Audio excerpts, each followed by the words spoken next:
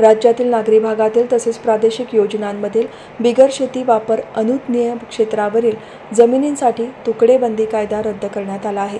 याबाबत राज्य शासनाने नुकताच एक अध्यादेश जारी केला असून या अध्यादेशामुळे 15 नोव्हेंबर 1965 पासून तुकडेबंदी कायद्यामुळे अडकलेली घरे आणि प्लॉट कायदेशीर करण्याचा मार्ग मोकळा झाल्याची माहिती महसूल मंत्री चंद्रशेखर बावनकुळे यांनी मंत्रालयात पत्रकार परिषदेत दिली।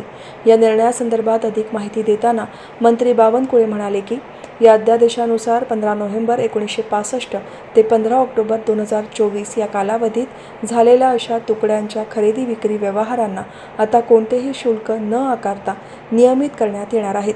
राज्य शासनाने घेतलेला हा निर्णय ऐतिहासिक असून या निर्णयाचा राज्यातील 49 लाख परिचारांना लाभ होणार असल्याचे त्यांनी सांगितले।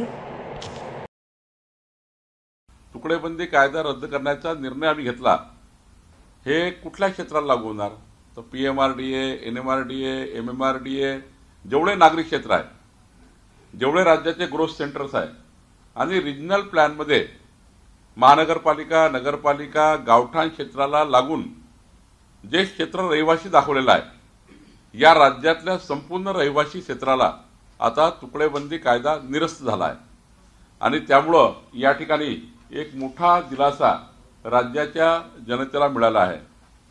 आता हे मानव नियमितीकरण करताना, डीम रेग्युलेशन करताना कुठलेही पैसे शासनाने आकारले नाही। एकही पैसा लागणार नाही डीम रेग्युलेशन करताना।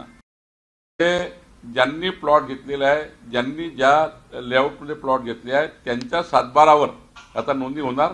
याकरता एकही पैसा आता याकरता लागणारा नाही आहे आणि त्यामुळे एक मोठा दिलासा राज्याच्या 49 लाख जनतेला, 49 लाख परिवारांना आमच्या देवेंद्र फडणवीसजींच्या सूचनेनुसार आमच्या सरकारने, माननीय मुख्यमंत्री देवेंद्र फडणवीसजी यांनी या निर्णयाला त्या ठिकाणी मान्यता दिलेली आहे। राज्यपाल महोदयाकडून या अध्यादेशाला मान्यता आलेली आहे आणि त्यामुळे आज या ठिकाणी एक मोठा निर्णय राज्याच्या जनतेकरता झालेला आहे।